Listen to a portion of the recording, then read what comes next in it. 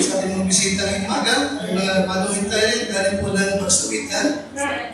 Kasama rin natin po ngayong umaga, yung pong si Rene Vitor, sa pagsawitan. Nakakatingnan na yun. Sa Rene. Ayun. Salamat po sa ganda. Okay, now di po po sa iba, sa book of John chapter 1, kalat ng Juan, kapitulo 1, John chapter 1. Okay, at salamat din at tayo ngayong umaga ay ating pong kasama muli yung ating mga kapatid mula sa umang bansa yun. Diyan si Badal Lito at saka si Lani Misa Lucha. Lani at saka si, kasama mo ba? Kala mo natin nila. Okay. Saan ka? Dubai pa yun? Okay. John chapter 1, kung kayo pinari na, ay ating pong sabay-sabay basahin po yung isang talata sa John chapter 1 and verse number 4. John chapter 1 and verse number 4. Nandiyan na po kayo? Okay, ready? Pasa. In Him was life, and the life was the light of men. Nasa Kanya ang buhay, at ang buhay ay siyang ilaw ng mga tao.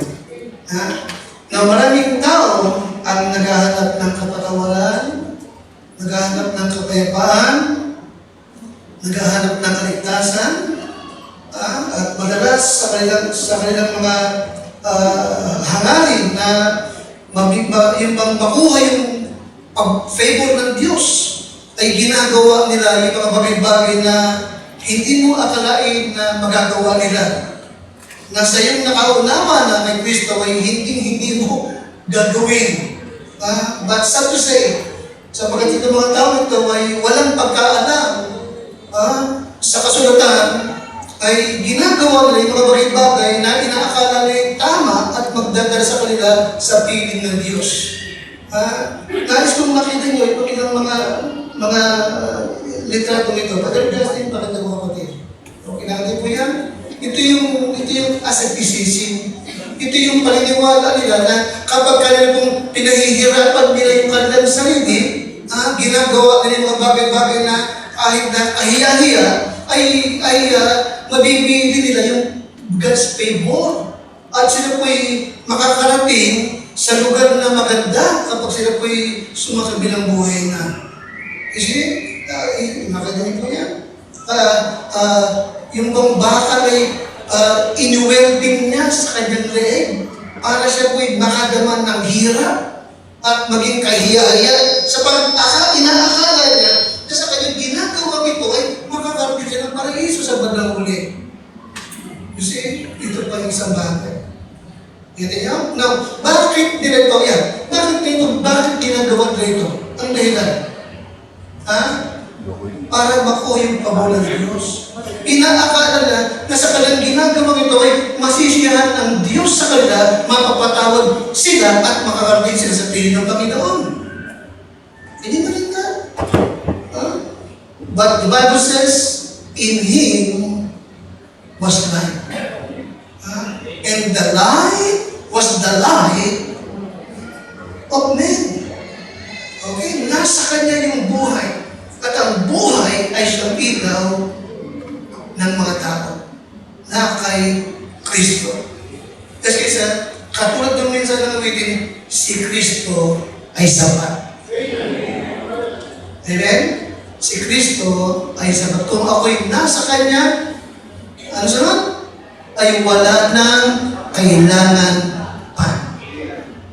Amen? At lahat ng Kanyang pangako, lubos tayong naniniwala na Kanyang tutuparin.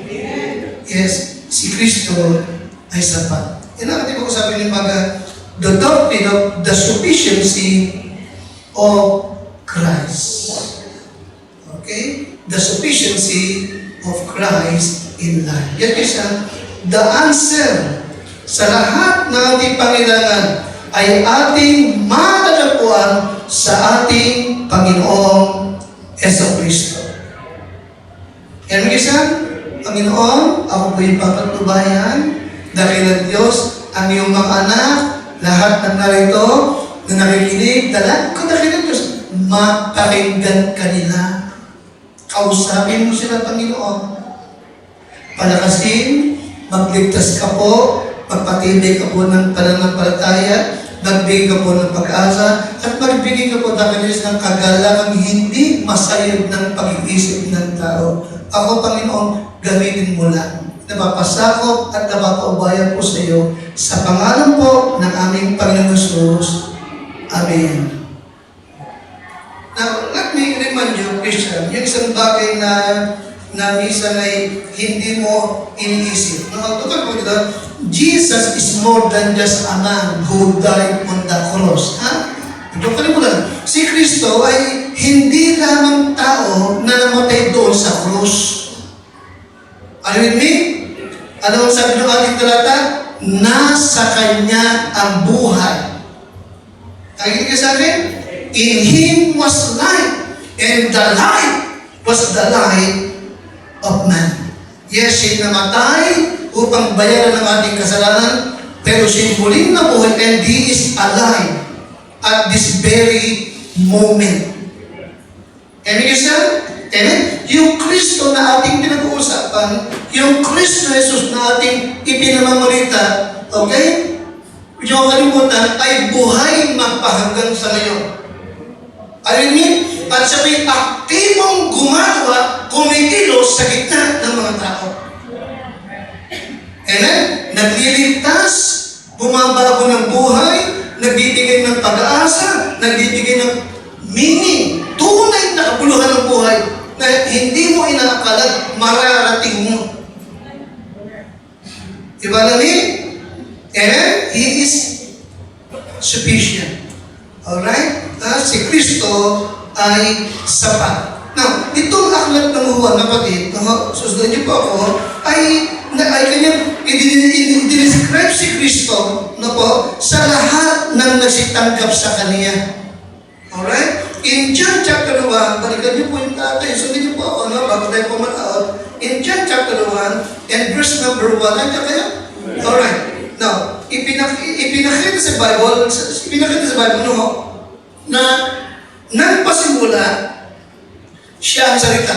In the beginning was the Word. Kaya niyo po yan? And the Word was what? Alright. Nagpasimula siya ang salita. At yung salita, okay, ay suma sa Diyos. Kasama na siya ng Diyos. Nakikinig ka sa akin? Kaya hindi siya nilikha, kundi nung pasimula pa, kasama na siya ng Diyos. Diba namin? Anong simula? At ang salita ay what? Diyos. Diba? Sino niyo pa, okay? Amen? Now, sa King James, sa Authorized Bible, ulit diba? In the beginning was the Word, and the Word was with God, and the Word was what? The Word was God. Hindi bukan Diyos, but Diyos. Hindi tulad ng Diyos, kundi Diyos. Period. Diba namin? Hindi maliit na Diyos, kundi Diyos. Hindi nilikha ng Diyos at parang Diyos, kundi Diyos. Amen. Diba namin siya? Kaya nung sunod yung kita, matindi po ito ha. Matindi yung verse number 1 na yun. Okay? Okay? Alright. In the beginning was the Word, and the Word was with God, and the Word was God. See that? Now, notice verse number 2. Huh? The same was what? Alright. Nagpasimula pa, kasama na siya ng Diyos. Taliwanag ba? Taliwanag siya? Ano sabihin ha? He is the eternal God. Wala siyang pasimula, wala siyang wakas. Okay?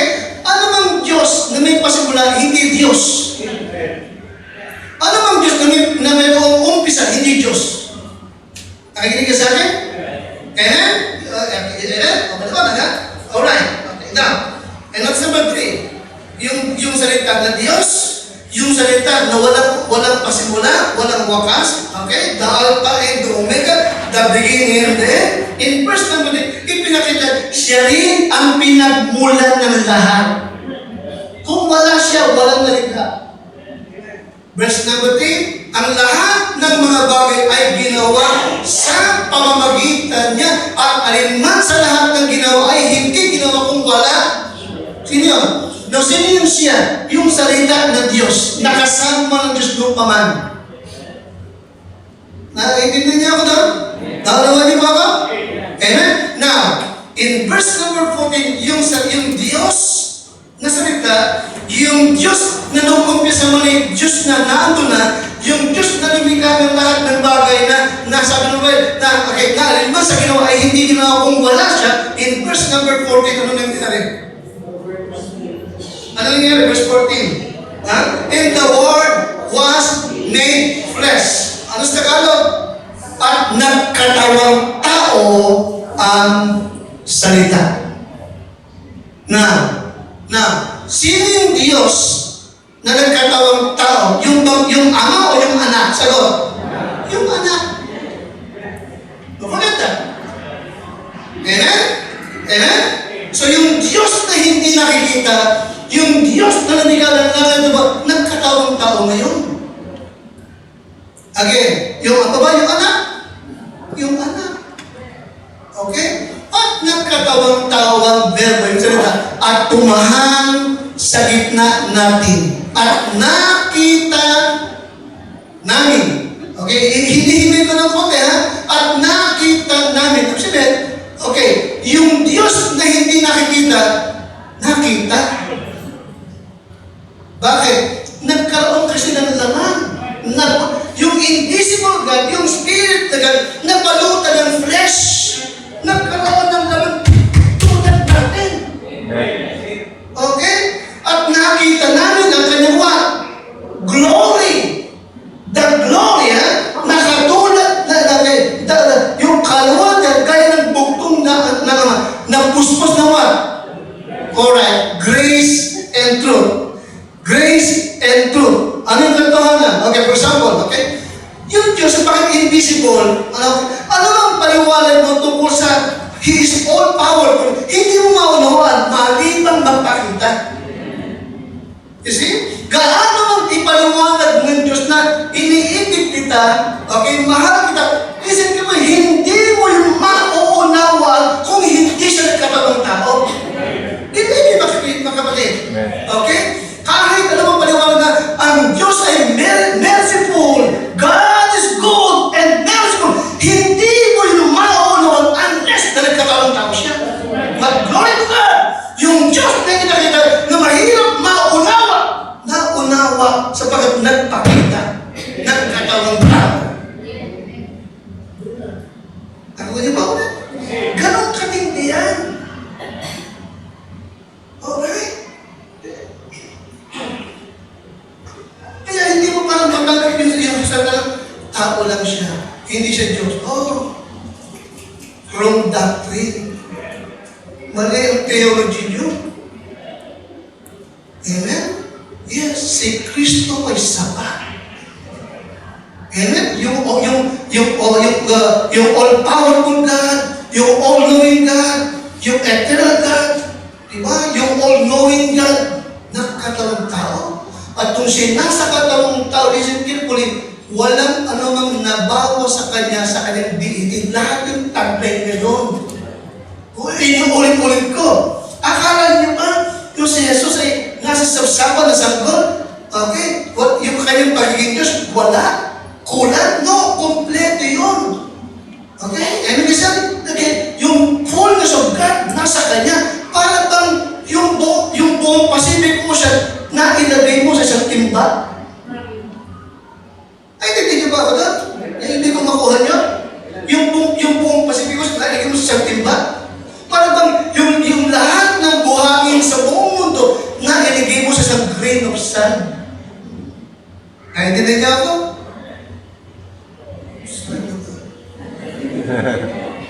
Naintindihan niyo, ha? Kasi, yung fullness of God ay nasa kanya. You see? Ngayon, isipin mo, isang araw sa buhay mo, itong Diyos na ito na ating pinag-uusapan, tinanggap mong Savior. Okay? Now, tumahan sa'yo. Ang sabi ng Bible, okay, si Kristo ay nasa akin at ako ay sa Kanya. Totoo Bible yun eh. Amen? Kaya kung si Kristo nasa akin, abay, hindi ba sapat? Amen? Wala na akong kailangan pa. Amen, isa? Sapat siya. Okay? Alright? Now, kaya nga sa pakit siya sapat, no? Paano siya naging sapat? Now, bibigyan ko po itong ilang mga bagay na naniniwala naman ako na kulang pa upang ipaliwanag ko yung kasapatan. Alright? But number one, hindi ko sabihin ko, number one, yes, si Kristo is about this. Number one, because in Christ is eternal life. Okay? Number one, in Christ is what? Is what? Yes, nasa Kanya yung buhay na wala hanggan. Alright? Just listen, only in Christ is found eternal life. Ito yung hinahanap ng mga tao, nakita natin kanina, na pinahihirapan yung katawan, sinasaktan yung katawan, ipinatanggihan ng lahat ng bagay na maginhawa, masarap na pagkain. Can you imagine? No? May mag-alabay, iniwan na para tumira sa gubat, at nagyoyoga lamang doon sa pag-aakala niya na sa kanyang ginagawa niya ay magkakaroon siya ng katiyan ng langit. Pag Christian, salamat sa Diyos, nakilala natin, natanggap natin si Kristo sa buhay na walang hanggan. In John chapter 3, verse 15 to 16, hindi po.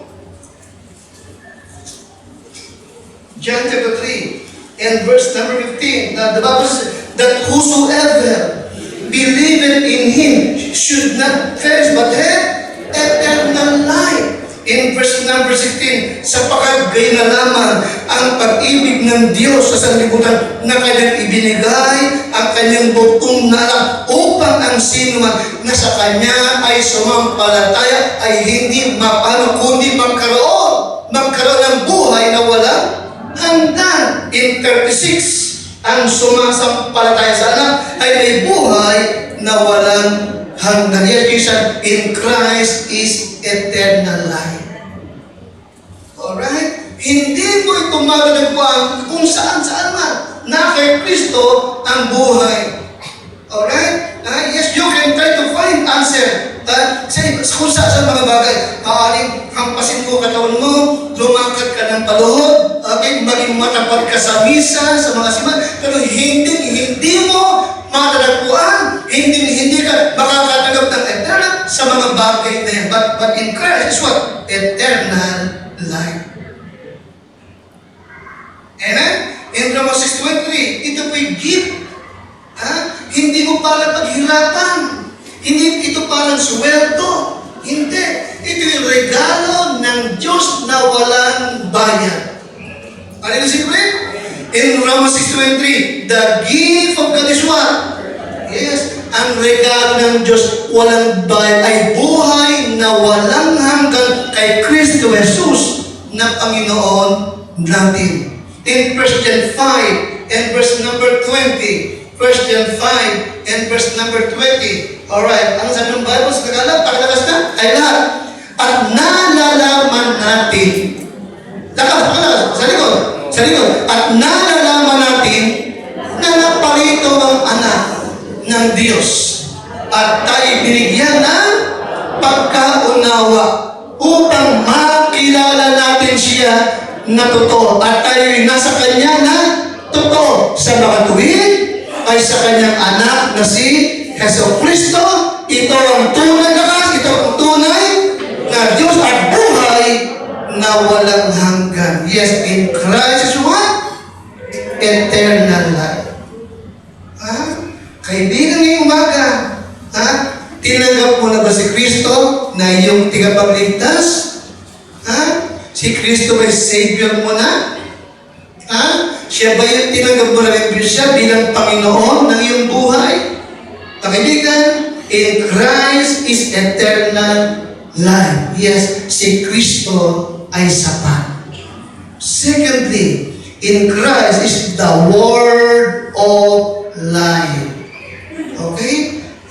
Nasa kanyang buhay, nasa kanyang salita ng buhay. In John chapter 1, and verse number 1, in the beginning was the Word. And the Word was with God. And the Word was God. Ha? Naghahanap ka ba ng salita na pagbibigay sa iyo ng encouragement? Naghahanap ka ba ng salita na magbibigay sa iyo ng pag-asa? Naghahanap ka ba ng mensahe na magbibigay sa iyo ng comfort? Mga kaibigan, tandaan buti.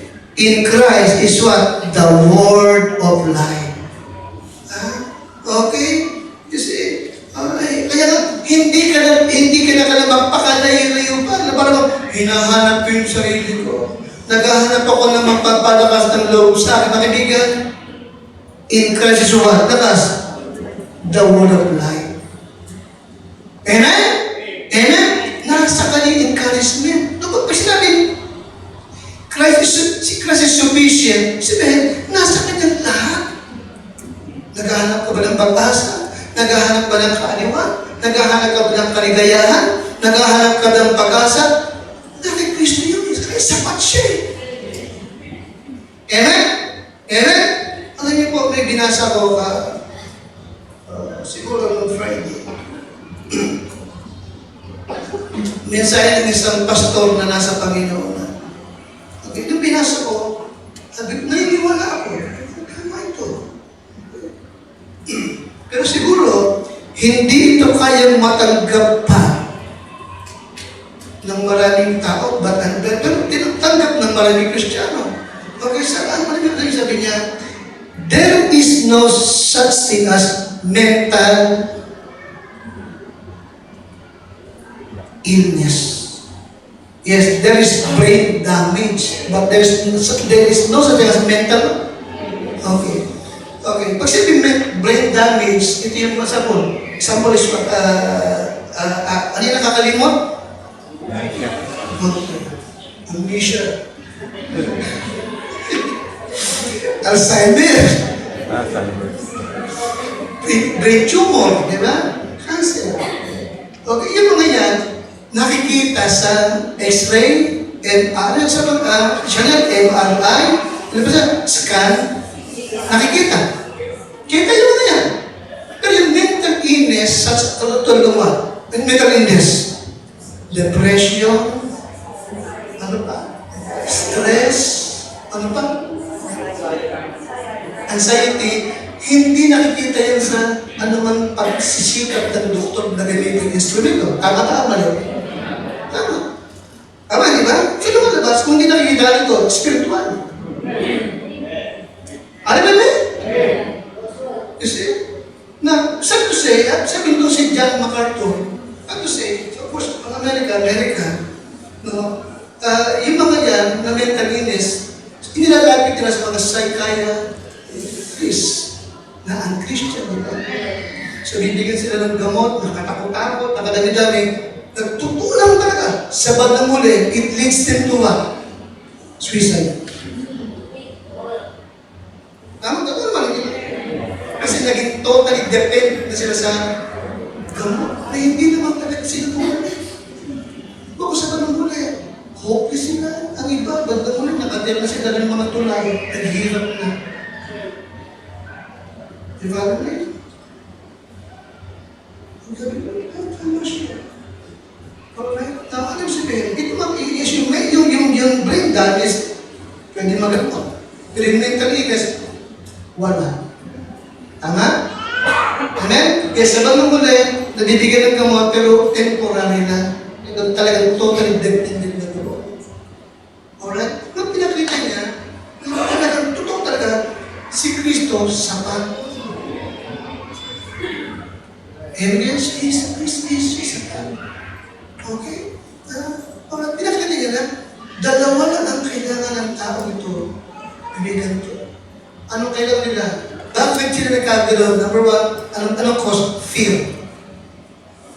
Anong cause number one? Fear. Takot. Pangalawa, okay, damdamin na walang nagmamahal sa kanila. Amen? Samantalang sabi Kristo sa mga alagad din nung sila natatakot.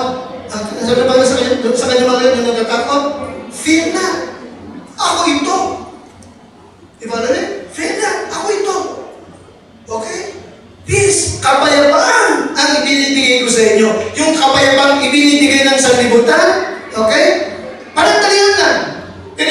kapayapaan ibinibigay ko sa inyo na ipagpawalang hanggan. Amen, guys, ha? Then what? Love. Sabi ng John 13 verse 1, inibig niya sila hanggang sa katapusan. Yeah! I have loved thee with an everlasting love.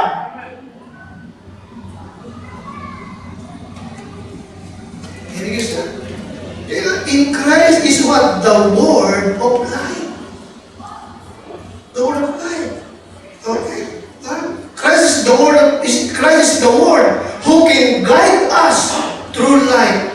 Kung atin lamang talagang hahaya yung kanyang salita, no? Ang siyang maghari sa ating buhay. Amen, guys, ha?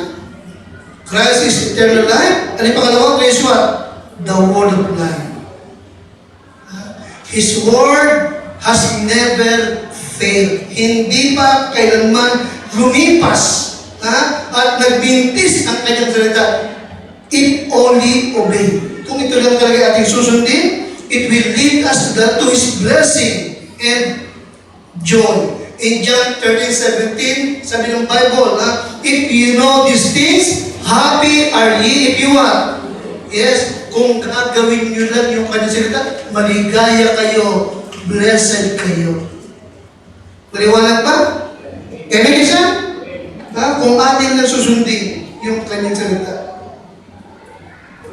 Remember, sabi ng Panginoon, may mga naghahanap ng kapatawaran. Pero sabi ng Lord, sabi ng Lord, okay, when you pray, forgive. Nakikinig ka sa akin? Amen? Kapag kayo ay mananalangin, magpatawad kayo. Liwanag ba? Sapagat pag hindi kayo nagpatawad, lakas nyo, hindi rin kayo papatawarin. Kaya kung susundin mo lang yung kanyang salita, mapapatawad kayo. Liwanag ba? Lagi ka nagkukulang. Anong sabi ng Panginoon? Seek ye first the kingdom of God and His righteousness, and all these things shall be added unto you. Liwanag ba? Naghahanap ka ng kapayapaan. Sabi ng Panginoon, kapayapaan ang iniiwan ko sa inyo. Hindi tulad ng kapayapaan ibinibigay ng salibutan. Liwanag. Ang salibutan, may naibibigay na kapayapaan, pero panandalian lang. Pero iba yung peace na nanggagaling sa ating Panginoon Kristo. Iba. Naghahanap ka ng tunay na happiness, masabi ng Panginoon. If you know these things, happy are ye if you do them. Yes, Christian, in Christ is the word of life. Liwanag ba? Sundin mo lang, magpasakop ka lang. Yes, si Kristo ay nakalakas, sapat. Yan ay sapat. Alright? Number 3, John 10:10. John 10:10. The thief cometh not but for to steal and to kill and to destroy, but I am come that they might have what? Abundant life. Amen? Ako'y naparito upang mabigyan ng what? Masagana na buhay. Alright? So, ano ba itong bagay? Kaya kay Kristo pakalakas. In Christ what?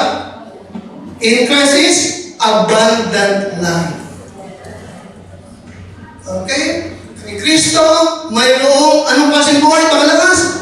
Abundant life. Masaganang buhay. Kapatid, listen carefully. Itong abundant life na ito, hindi po ito inaakala ng marami at sinasabi ng marami na material. No? Hindi po itong material abundant. Bagkus ito po abundant life is what? Hindi po tayo lagay.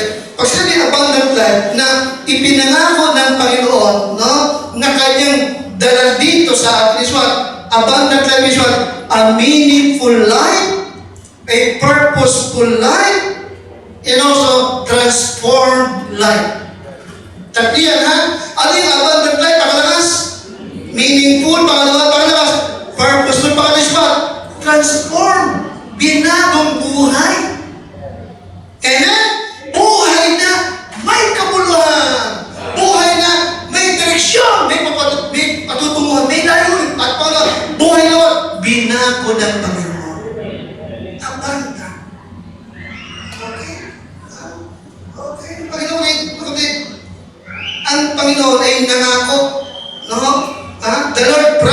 a life far better we could imagine. Alright? Nangako siya ng buhay na yung bang hindi mo inakala na mararating mo. Nakikinig sa akin? Buhay na hindi mo inakala na mangyayari para sa iyo kung mula nang makakilala ka kay Kristo Jesus.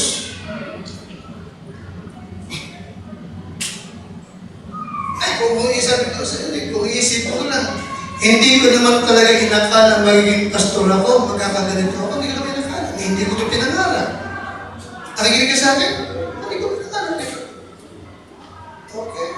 Pero nangyari sa akin, bakit? Bakit nangyari sa akin? Sabagat si Kristo ay nasa akin at ako'y kanya. Can we listen?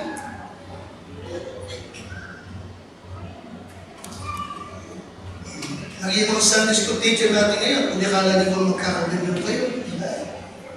Si Brother Jason, inakala ba ni Brother Jason, tumatagpuan po siya, nakamotor lang na hindi naman maganda.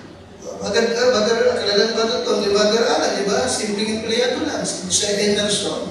Meron pa lang Emerson. Emerson na tayo. Di ba? Alam na. Pero ngayon, di ba? Ano siya? Siya isa sa ating pinagkitiwalaan sa lupa. So, bakit Marvin? Amen? May abundant life. That, okay? A life far better we could what? We could imagine. Ano ba si Rochelle? Si Rochelle, wala, no? Si Brother Pablo, maiksi ang buhay, pero abundant. Diba na kayo? Maagang kinuha ng Lord, pero may mga nagawa siya. Tama? Ang mga tao na naligtas, binago ng Panginoon at nagpapatuloy ngayon. Abundant life. Inakala ba ni Paul mangyayari sa kanya? Hindi, inakala mangyayari sa kanya. Kasi, kaya ngayon ikaw din, kapatid. Ikaw din. Alright? Kung talaga nang susundin mo siya, pagpasakop ka sa kanya, okay, makakamtan mo, madadanasan mo yung buhay na hindi mo inakalang mangyayari sa iyo. Pero kayang gawin at gagawin ng Diyos, magtiwala ka naman sa Kanya. Because in Christ, what? Abundant life. Abundant life. Bigyan mo kayo na 1 Corinthians chapter 2 and number 9. 1 Corinthians chapter 2 and verse number 9. Ito po.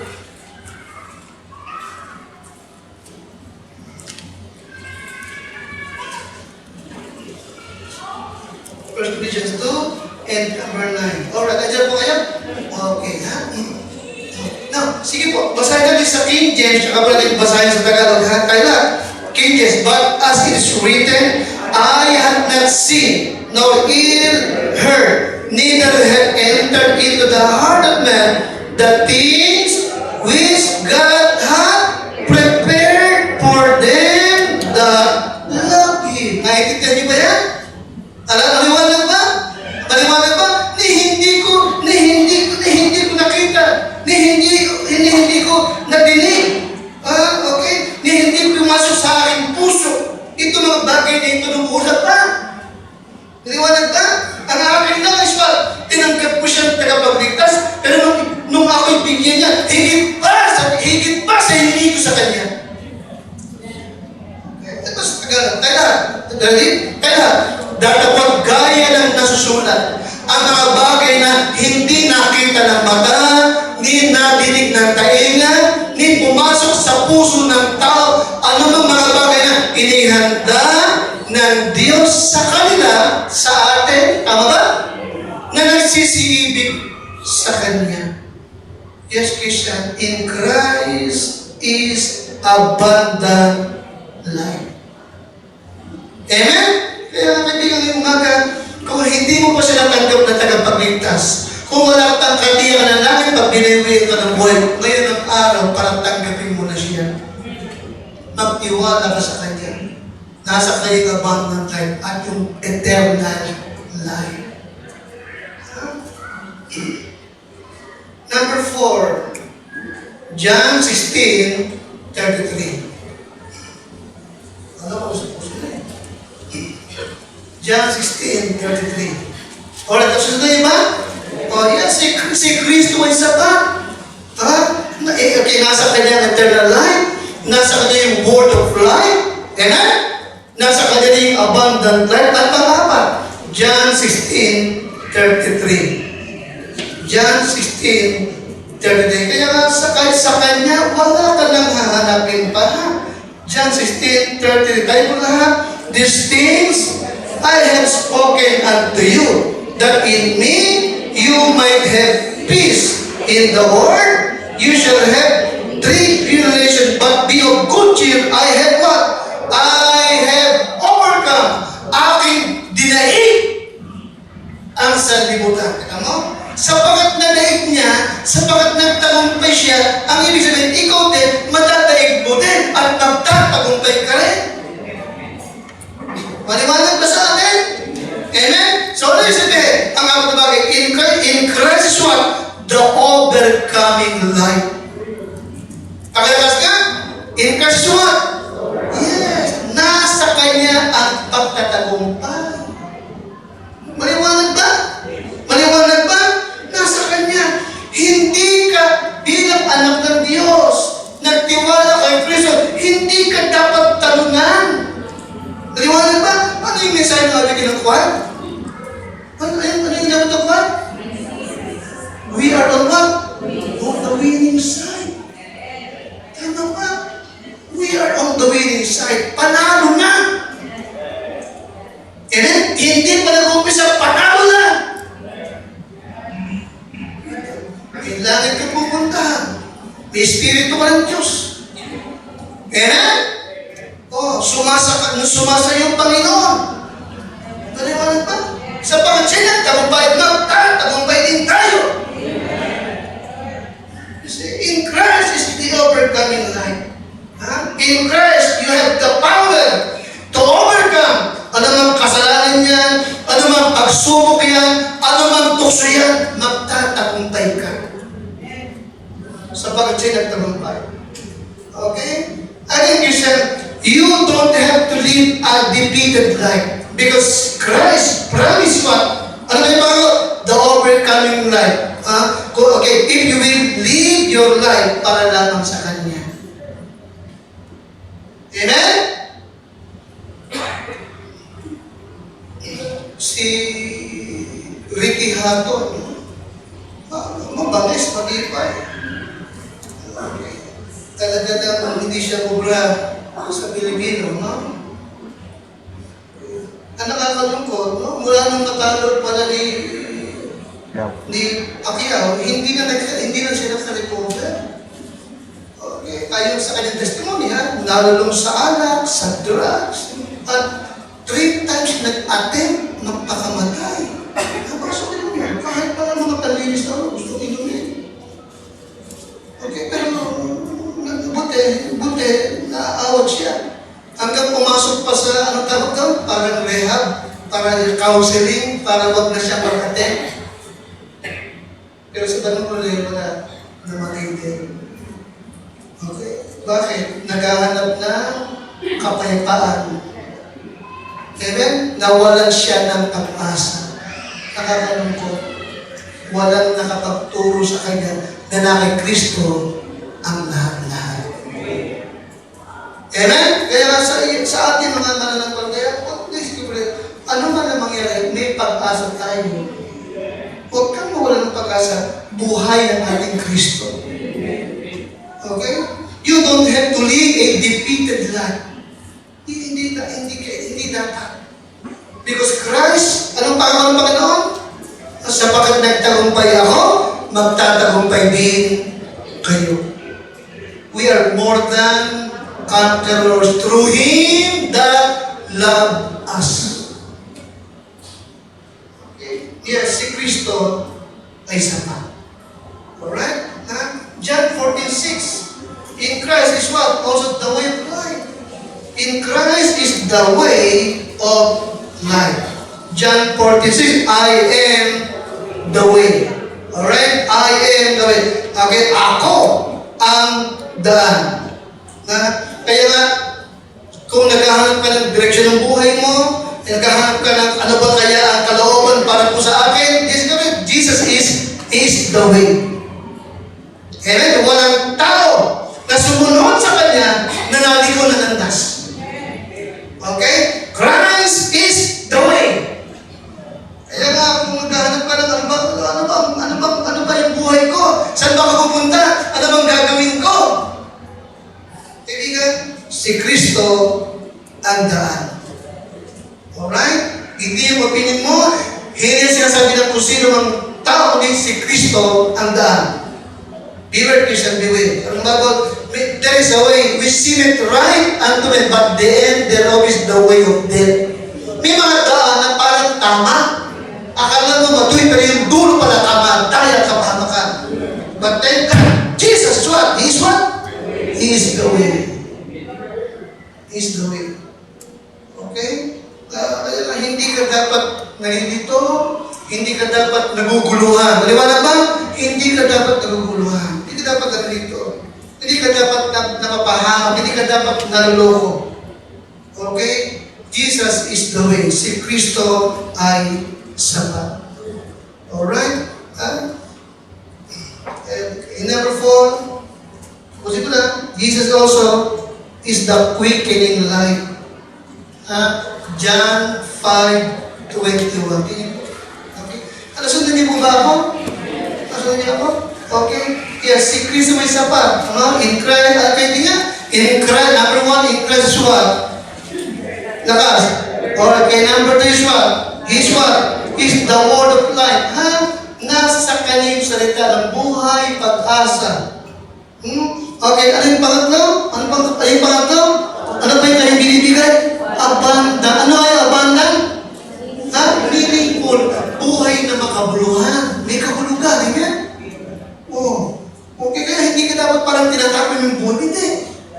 Okay, ano bang ibig sabihin ng abundant? Purposeful. May layunin ka. Amen? Determinado akong gawin yung tama. Okay, ano ba yung sumunod? Ano ba yung sumunod? Ika-apat? Okay. Matagumpay. Amen? Hindi ka nadadaig ng problema, pagsubok at tukso. Tama ba ako? Hindi ka matatalo. Bakit? Bakit? Si Kristo ay sumasa iyo at ikaw ay sa Kanya. Ano ika-apat? Ano ika-apat? Ika-alim? The way of life. And then number 6, what? The quickening life. The quickening life. Okay? Okay, John 5:21. Sabay-sabay nga ba? John 5:21. Okay. Basahin ko na sa King James Bible. John 5:21.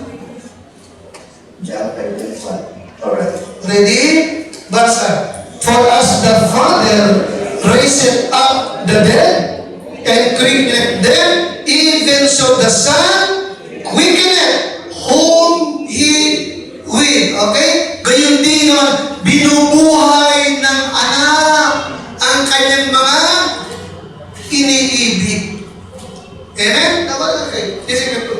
Naalala niyo yung demonyo kong Gadara? Yung isang lalaki na parang patay na, di ba? Kasi saan siya nakatira ba ito? Sa mga libigan na siya nakatira. Mga lumang libigan pa. Ito siya nakatira. At walang saplot sa katawan. Tama? At yung kanyang katawan, sinusugatan niya ng mga matatalim na bato. Maliwanag ba? Maliwanag ba? Now, considering na patay na siya halos. Maliwanag ba? Maliwanag ba? Talagang sinira ng demonyo ang kanyang buhay. Amen?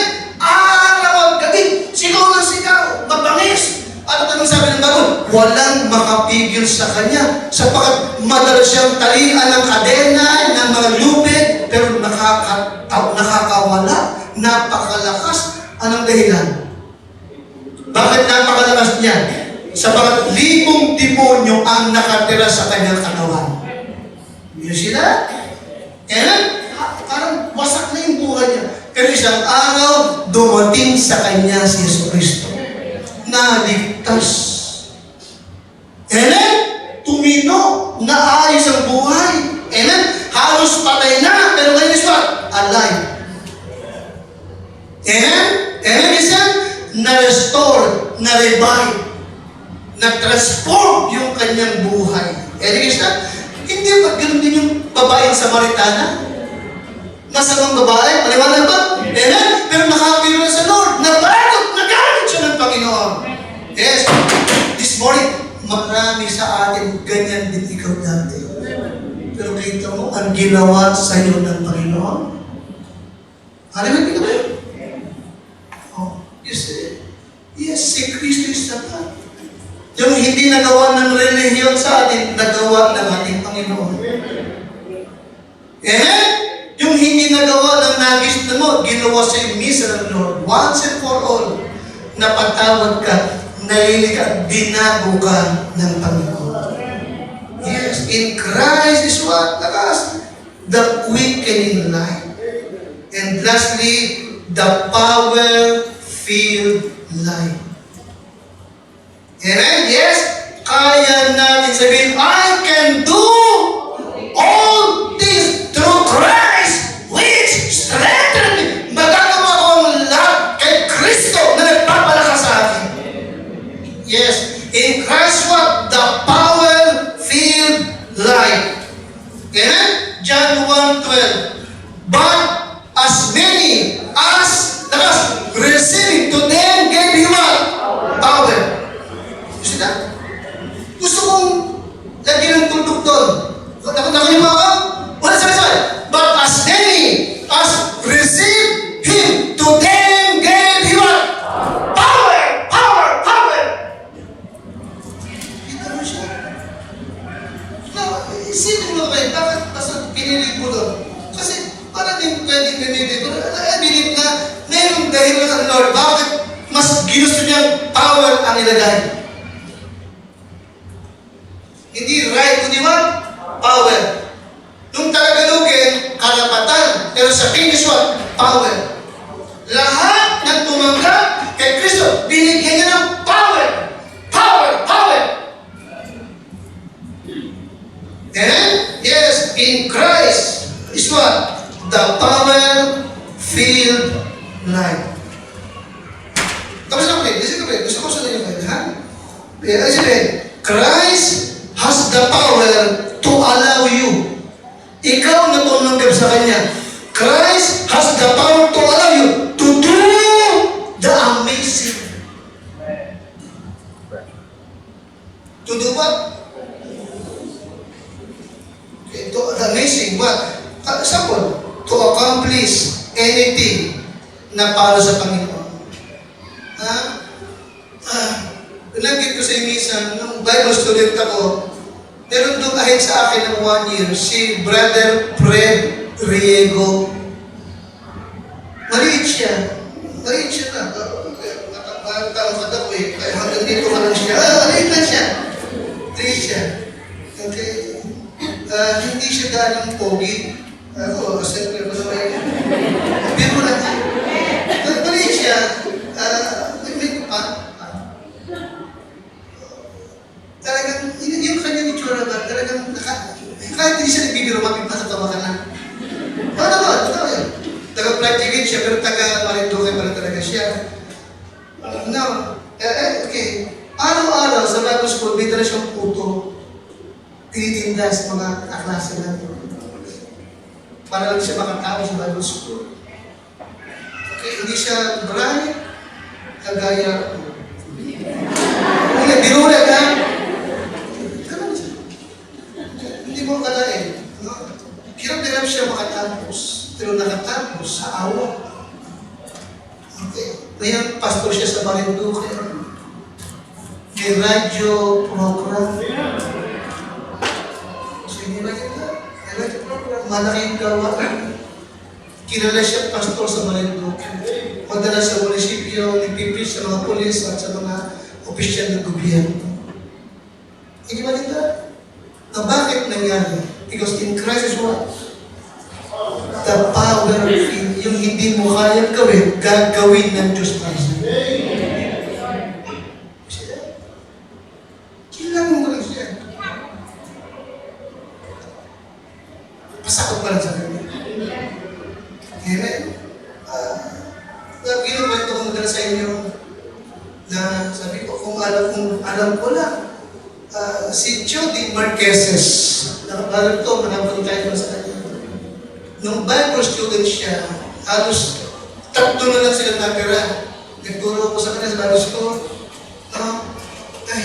Talagang hindi mo aakalain na mangyayari sa kanya, nangyayari sa kanya ngayon. Okay? Sinuportahan ko siya. During that time, talagang medyo magbabat ako ka natin, no? Kaya pag nagkakapera ang church, saka ko na sa binibihan, support. Pag may pera lang. Kaya hindi pa rin ko na. Alright? Talaga nagsimula siya sa Chao, Quezon. Hirap na hirap siya. At sabi niya talaga, Pastor, alam niyo ba, nangyari pa nung nakapulot ako ng 20 pesos na punit, pilas. Punit, tinapon lang. Nung gabing yun, nagkakad ako sa palengke, naghahanap ako ng piso para makabili ako ng scotch tape para mapagbigay ko, makabili ako ng pangapunan. Nakikita sa akin? Kasi pero yun, nakapagpatayo siya ng church, building, milyon ng halaga. Okay. Nakita kami sa Bible school sa Lipa. Hindi truck na, parang estrada ba yun? Mitsubishi. Bako. Kaya Pastor, niyakap ako, Pastor. Hindi kita kaya kalimutan. Ikaw lang yung nag-support sa akin ng 400. Ikaw hindi kita kaya kalimutan. Lagi na binabagay siya sa akin. Ikaw, hindi ko masabi. Hindi pa nga regular din eh. Yung malaking gawain niya. Correct. At nakapag-send out na rin siya ng mga missionary. Dalawa sa kanyang kapatid, nag-pastor din. Yes, listen, Christ has the power to what? To allow you to do what? The basic. Amen? Yes, listen, Christ is the power-filled life.